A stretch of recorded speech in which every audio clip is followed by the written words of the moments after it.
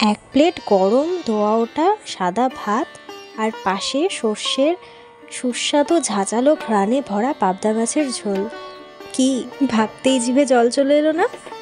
তাহলে আর দেরি না করে চলুন সহজেই খুব অল্প সময়ে অল্প উপকরণে তৈরি করে নিই আজকে সর্ষে পাবদা।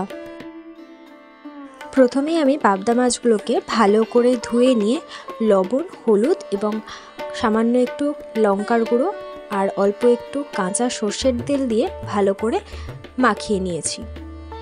পাবদা মাছ যেহেতু আঁশবিহীন মাছ, তাই যে কোনো আঁশবিহীন মাছ রান্না করার সময় মাছগুলো যখন নুন হলুদ দিয়ে মাখাবেন সেই সময় অল্প একটু কাঁচা সর্ষের তেলও ব্যবহার করবেন, তাতে মাছ ভাজার সময় মাছগুলো কম ফোটে। এবার কড়াইতে ভালো করে সর্ষের তেল গরম করে মাছগুলোকে আস্তে আস্তে এপিট ওপিট লাল করে কড়া করে ভেজে নেব। মাছগুলো আমার ভাজা হয়ে গিয়েছে। এবার মাছের ঝোল তৈরির জন্য নিয়ে নিয়েছি কড়াইতে বেশ কিছুটা পরিমাণে সর্ষের তেল আর 4 থেকে 5টা চেরা কাঁচা লঙ্কা। লঙ্কাগুলো হালকা একটু ভাজা হয়ে এলে দিয়ে দিয়েছি এর মধ্যে আগে থেকে বেটে রাখা কালো সর্ষে, সাদা সর্ষে এবং পোস্ত। এরপর দিয়ে দিয়েছি অল্প পরিমাণে হলুদ গুঁড়ো।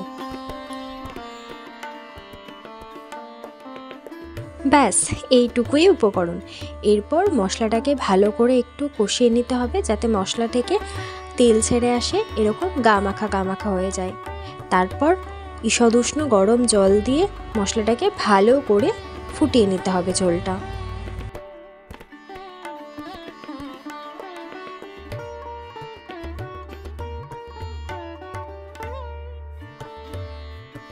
এবার দিয়ে দেবো স্বাদ অনুপাতে লবণ এবং মিষ্টি।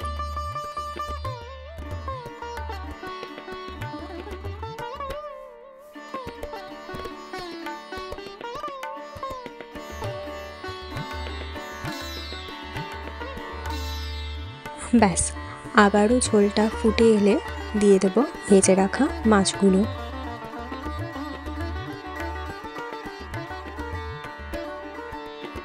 মাছগুলো দেওয়ার পর 2 থেকে 3 মিনিট আবারও ভালো করে ফুটে এলে এবং ঝোলের পরিমাণ একটু শুকিয়ে এলে ওপর থেকে কাঁচা সর্ষের তেল আরও 2টো চেরা কাঁচা লঙ্কা দিয়ে নামিয়ে নিলেই তৈরি আজকের সর্ষে পাবদা। এই ছিল আমাদের আজকের ঝাঁঝালো সর্ষে পাবদা। কি দেখে জিভে জল চলে এলো না? তাহলে আর দেরি কেন, চটজলদি আজকেই বানিয়ে ফেলুন এই ঝাঁঝালো সর্ষে পাবদা। ভিডিওটি ভালো লাগলে অবশ্যই লাইক করে দেবেন আর কমেন্টে জানাতে ভুলবেন না আপনাদের প্রিয় মাছ কোনটি। চ্যানেলটি সাবস্ক্রাইব করতে ভুলবেন না আর বেল আইকনটি অবশ্যই ক্লিক করে দেবেন যাতে পরবর্তী নতুন ভিডিও সর্বপ্রথম আপনার কাছে পৌঁছে যায়। তাহলে চলুন দেখা হচ্ছে পরের একটি নতুন ভিডিওতে। ততদিন খেতে থাকুন বাঙালিয়ানার স্বাদ।